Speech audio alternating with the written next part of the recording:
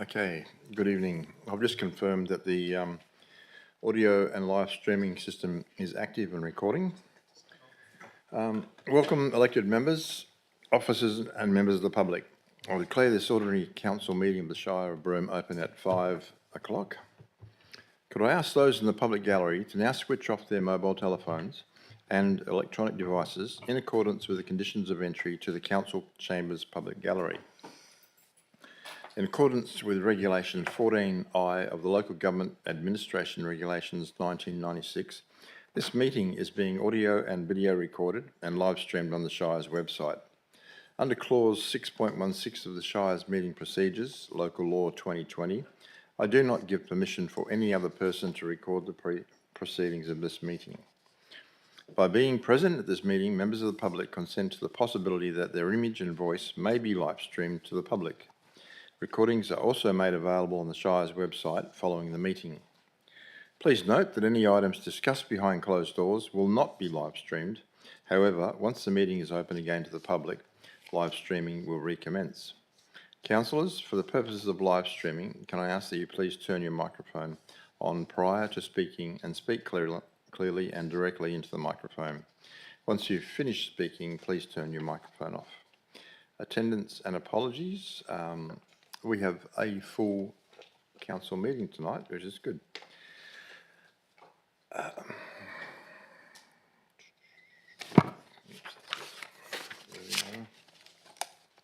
Item 3, announcements by President. There are none. Item 4, declarations of interest. Council Mail has a financial interest in 9.3.1 Community Development Fund Streams 1 and 2, and the nature of the interest is that some of the applicants are clients of her business.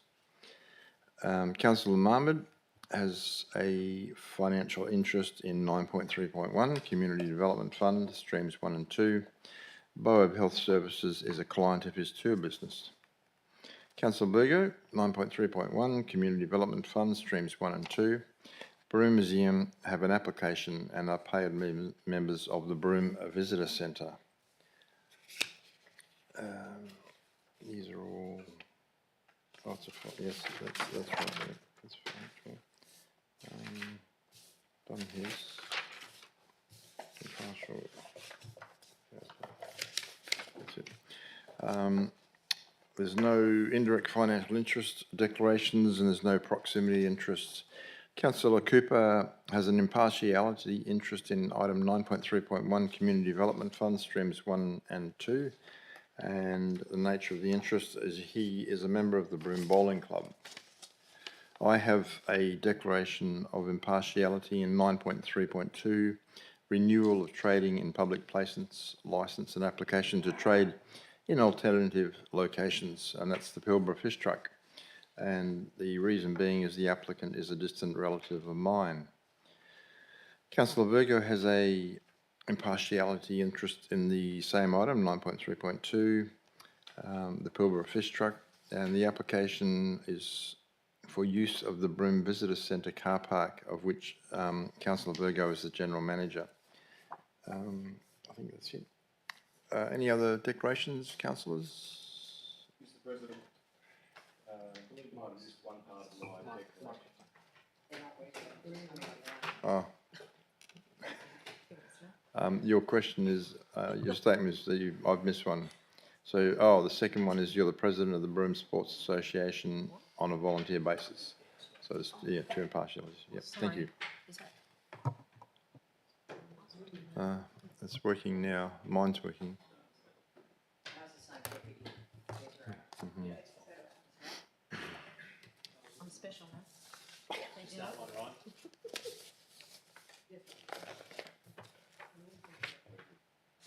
Is it okay to continue? Yes? All right.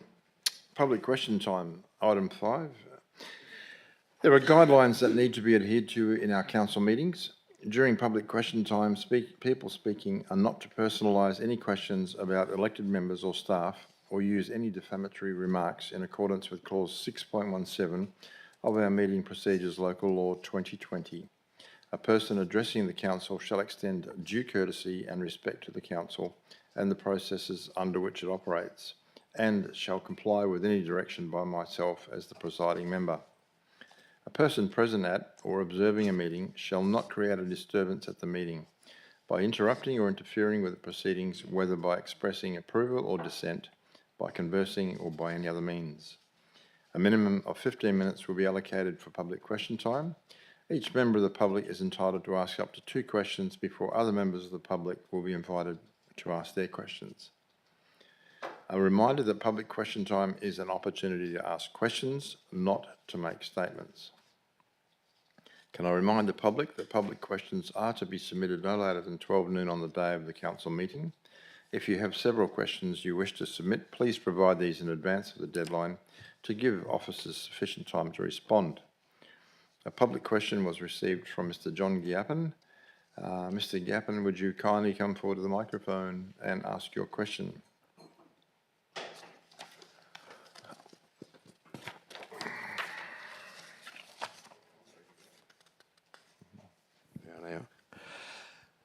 Thank you for your time. During preliminary discussions regarding the Cable Beach foreshore development, an undertaking was given to the licensed camel operators for a designated camel access ramp to avoid interaction with beach vehicle traffic and pedestrians. I recently met with the foreman of this project and he indicated that no plans for such a ramp are included in the current plans. Can the Shire please provide an explanation of how this was not included in the works when we were given a commitment to such access to Cable Beach for our camel trains? Okay, thanks, John. I'll pass that one on to Aaron. Oh, sorry, the Director, Kirsten, thank you. Thanks, Chris, and thanks, John. So the foreshore redevelopment includes a paved 2-way vehicle access along with a dedicated path that can accommodate camel movements and keep them separate from vehicles. A purpose-built camel access ramp could not be incorporated into the design, and for a distance of approximately 12 metres, camels will access the beach via the vehicle access ramp, consistent with the arrangements prior to the redevelopment. In relation to your question about any commitments to provide a dedicated camel ramp, the key design principles of the Cable Beach foreshore redevelopment were established through the Cable Beach foreshore master plan process. This process began in 2016 and included camel operators as a part of the stakeholder working group, whose input informed both the master plan and subsequent design development. Draft master plan was publicly advertised in 2017 with submissions considered by Council in October 2017, ordinary meeting. During this consultation, one submission proposed an alternative camel route. This was assessed and it was determined that the existing route was appropriate, so no changes were made, and a designated camel access ramp was not incorporated. Further consultation occurred in March 2022 during the detailed design phase when 50% design concepts were released for public comment. These designs did not include a dedicated camel access ramp and no feedback was received raising this as a concern. A copy of the Community Engagement Evaluation Report is also available on our website. Based on the available records, the Shire has not identified any commitment to provide a designated camel access ramp. To support camel operations during stage 2 of the redevelopment works, temporary access was provided via the Surf Club ramp. Once stage 2 works are complete, access will return to the previous arrangement with camels travelling along the path and entering the beach via the vehicle access ramp.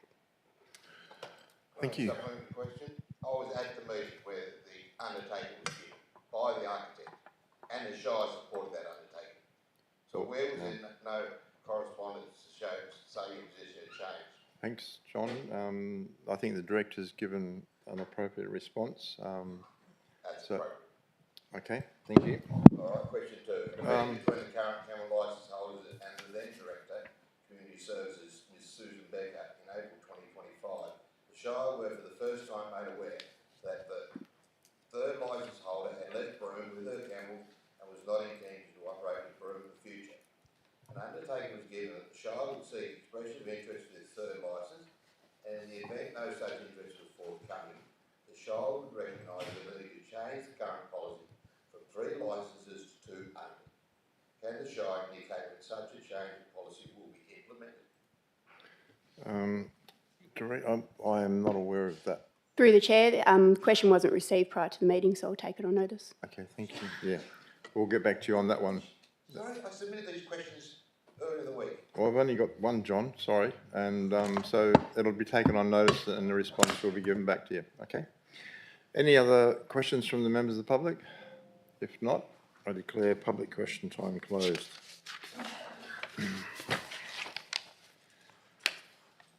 Item 6, applications for leave of absence. Councillor Matsumoto has submitted a leave of absence for the period 2nd of July 26 to 31 July 26.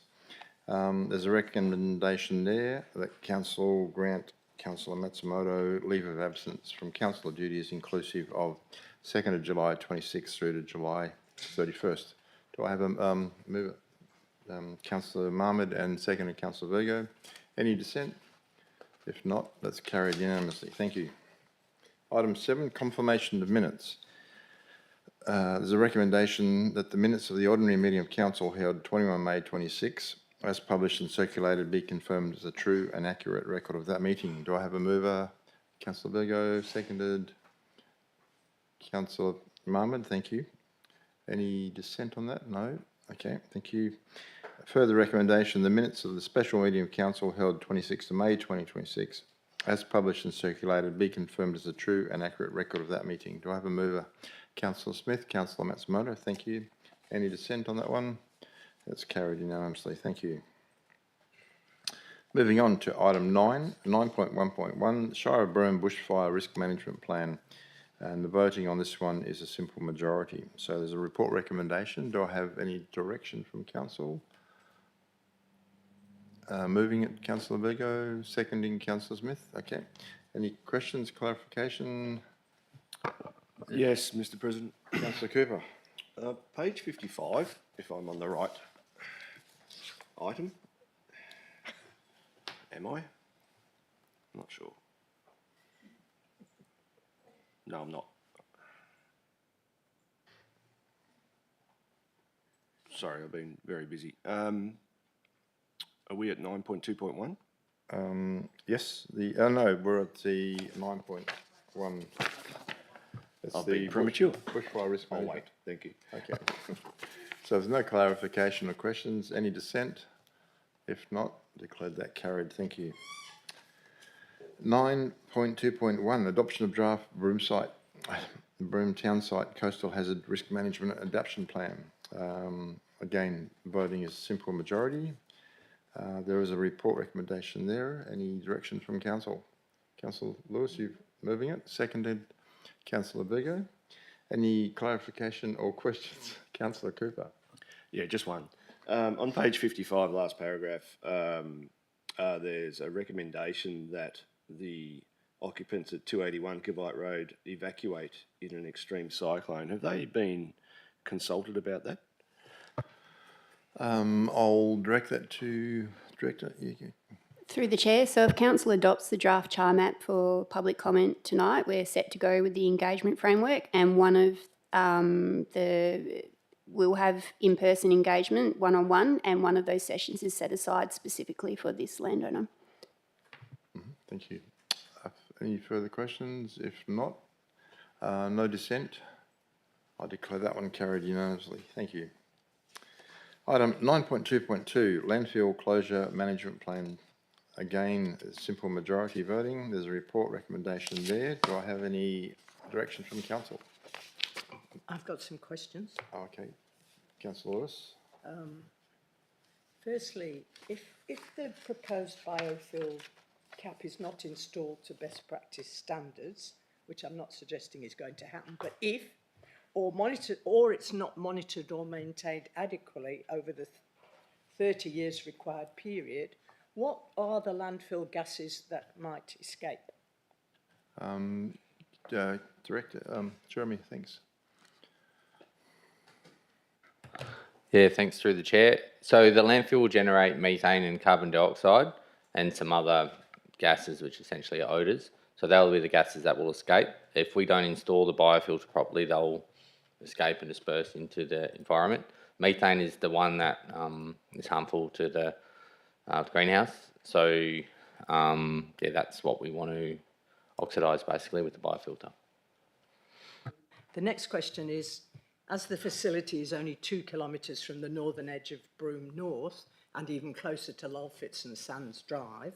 I'm wondering what impact these escape gases, particularly the methane, could have on human health or local or plant and animal diversity. Yeah, thanks. If there was maintenance issues or it wasn't installed properly, there'd be impacts on the local fauna potentially, because it would affect the oxygen around the plants, but that would be localised. Once it disperses at the distances to the houses, the nearest receptors, you wouldn't experience anything because of the distance, the buffer. So it would be very localised. Next, in the case of extreme heat conditions that may occur in the next 30 years, what's the risk of the landfill gas causing a fire in the biomass cap or the landfill, or in the landfill itself, and spreading to the surrounding area? And is there a risk of explosion, seeing as we've already get fires on that tip? Oh, it's gone, yep. Yeah, thanks, through the chair. Yeah, so the methane can ignite, but it would need to be concentrated in a confined space. So the way the biofilter is, it would be situated on top of the waste mass where the gases would naturally rise to and release. So the chances of it basically being confined and you need an ignition source as well. So there's a very, very low risk. So the monitoring and the maintenance of the cap's important. There is still a small risk, but it's very, very low. And yeah, if you did get a fire, it could escape. It's a vegetated cap, so when it's dry, it could. So the maintenance essentially is the key, and the ongoing maintenance, but it's very, very low risk, but certainly possible. Because there was mention of compaction of the cap as one of the things that can happen as it settles, so then it's trapped inside. You don't want it to go boom. In 30 years' time, how much nearer will the Broome North extensions planned by Development WA be to that current site? Yeah, thanks. The structure plan for Broome North allows for the development to go north towards Buckley's Road landfill site. It's about 360 metres. There's an ecological corridor that's set aside between the landfill site and Broome North, so that will never be developed, and that's 360 metres. At the moment, the closest house is about 550 metres, the closest receptor, so it'll be a bit closer than that. Yeah, and then same as the previous answer, so as houses move closer in that, the monitoring and the maintenance of the cap's important. But with that buffer, it's very low risk. Okay. Is what measures will be put in place to ensure potential leakages are promptly identified and dealt with for the next 30 years when the people making the decisions now are unlikely to be around? Did you want to respond to that one, Director? Yeah, hopefully I'm around in 30 years. Might not be here, but fingers crossed. Yeah, so it's, again, maintenance is super important. We haven't, because the closure's to happen, the maintenance plan of the cap isn't being done yet. So that will happen. Fortunately, the current site manager in the back, they manage it very well. Compliance is not an issue, so safe to say me or my replacement will ensure that would continue to happen. But yeah, maintenance of the cap and monitoring. The methane generation peaks once you close the landfill, and then it dissipates over time. So it's really important in those early years to monitor it and manage it, and then as time goes by, the risk reduces as well. So yeah, the key is the early years of the capping, and then obviously after significant storm events and things similar to all our other infrastructure assets, we would head out and monitor them, much like we do with our roads and drainage networks. Thank you. Is there a process to ensure that the budget line item, which is required to do this work, is there for 30 years? That people won't say, oh, well, we've done it for 20. Is there any way of ensuring that it really does happen for 30 years? As far as I'm aware, it's standard procedure, so it'll be there. Great. Yeah. Okay. All right. Do I have direction? Anyone wishing to move? Oh, thank you, Councillor Lewis and Councillor Virgo seconding. Any dissent on this item? If not, carried unanimously. Thank you. Okay. Here's the big one. Next one is item 9.3.1. Community Development Fund application stream 1 and 2 for 26-27. Voting is a simple majority. Councillor Cooper has declared an impartiality interest in the item 9.3.1. The reason being he's a member of the Broome Bowling Club and is the newly elected president of the Broome Sports Association, so he is allowed to stay. Councillor Mail has declared a financial interest in item 9.3.1, reason being some of the applicants are clients of her business, and Councillor Mail has left the building. Councillor Marmot has declared a financial interest in this item, the reason being Boab Health is a client of his tour business and he's left. Councillor Burgo has declared a financial interest in item 9.3.1, the reason being the Broome Museum have an application and are paid members of the Broome Visitor Centre, which she is the General Manager. All three councillors have left the room while this item is being deliberated. There's a report recommendation. Do we have someone? Thank you, Councillor Smith. Councillor Cooper. Any clarification? Any dissent? If not, that's carried unanimously. Well, of 6 council. Yeah, 6. Thanks. Can we have the 3 councillors return to the room, please?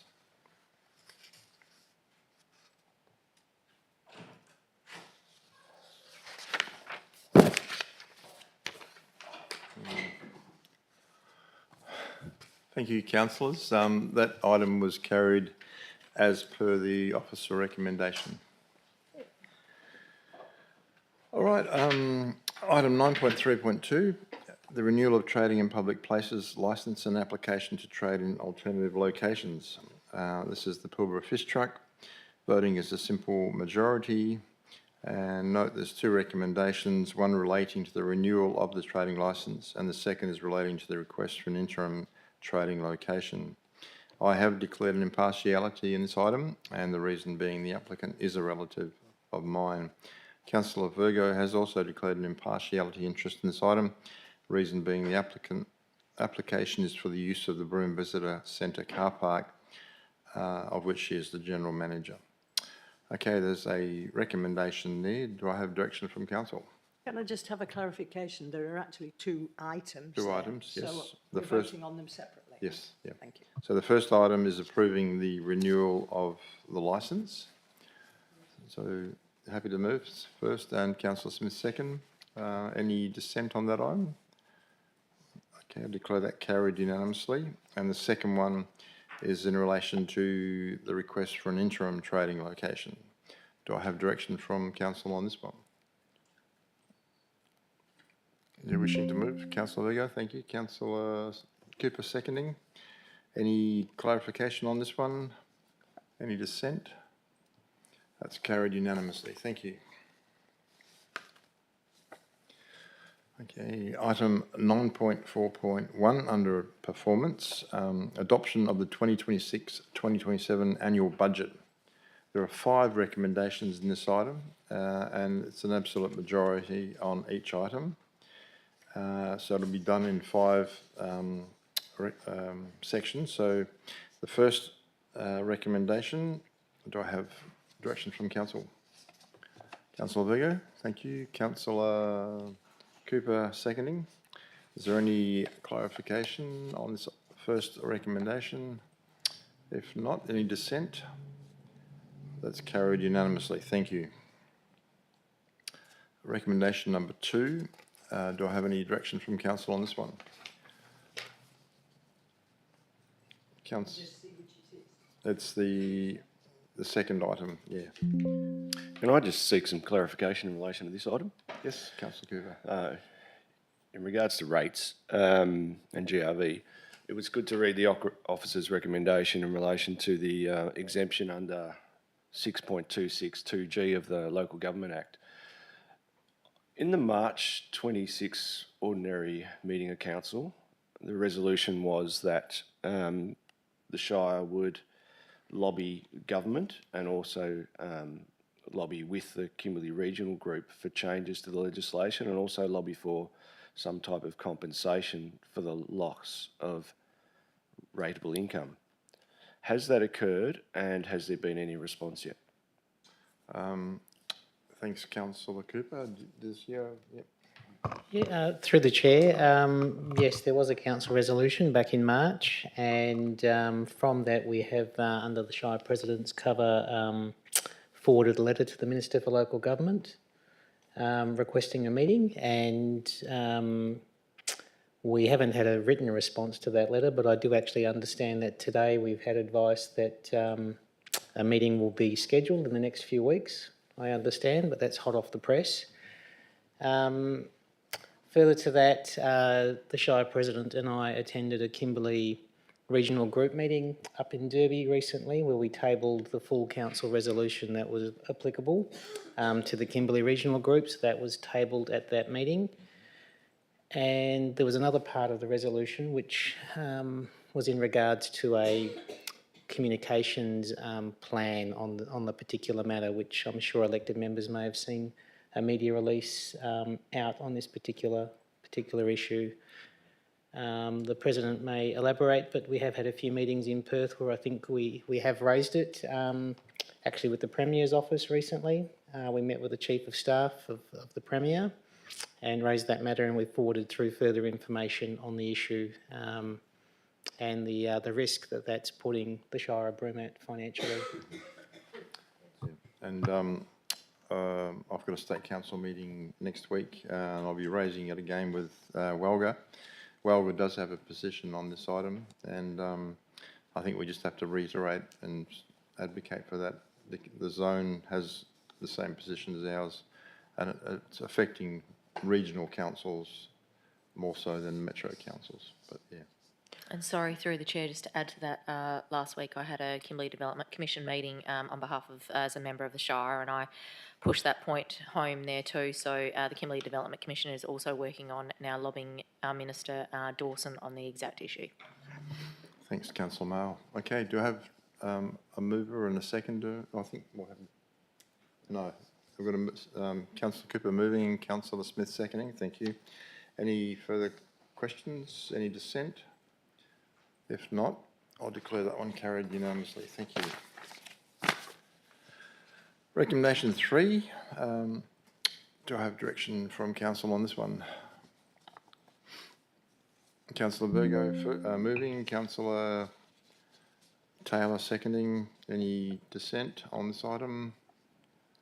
If not, declare that one carried unanimously. Thank you. Recommendation 4. Another absolute majority. Do I have a mover and a seconder? Councillor Virgo, Councillor Cooper. Any dissent? If not, that's carried unanimously. Recommendation 5. Again, Councillor Virgo, Councillor Lewis. Any dissent on that item? If not, I'll declare that carried unanimously. Thank you. All right, moving on with performance. 9.4.2, monthly financial report, May 2026. Again, absolute majority. So there's a recommendation there. Direction from Council. Councillor Virgo, Councillor Cooper seconding. Any clarification? Any dissent? I'll declare that one carried unanimously. Item. Oh, are you keeping up okay? It's a bit slow. Yeah, We've trained it well. 9.4.3, monthly payment listing, May 2026. This one's a simple majority. There's a report recommendation there. Direction from Council. Councillor Virgo, Councillor Taylor, thank you. Any questions? If not, no dissent. Declared carried unanimously. Item 9.4.4, minutes and recommendations from the Kimberley Zone meeting held 24th of April 26 and the Kimberley Regional Group meeting held on the 27th of May 2026. This one's a simple majority. There's a report recommendation there. Do I have any questions? Okay, moving Councillor Smith, seconding Councillor Cooper. Any dissent on that one? If not, that one's carried unanimously. Thank you. Moving on, item 10, reports of committees, there are none. Item 11, notices of motion, there are none. Item 12, questions by members without notice, there are none. Item 13, business of an urgent nature, there is none. Item 14, meeting closed to the public. We have no confidential items this evening. And item 15, meeting closure. There being no further business, I declare the meeting closed at 5:30 p.m. Can I please confirm the audio and recording has ended?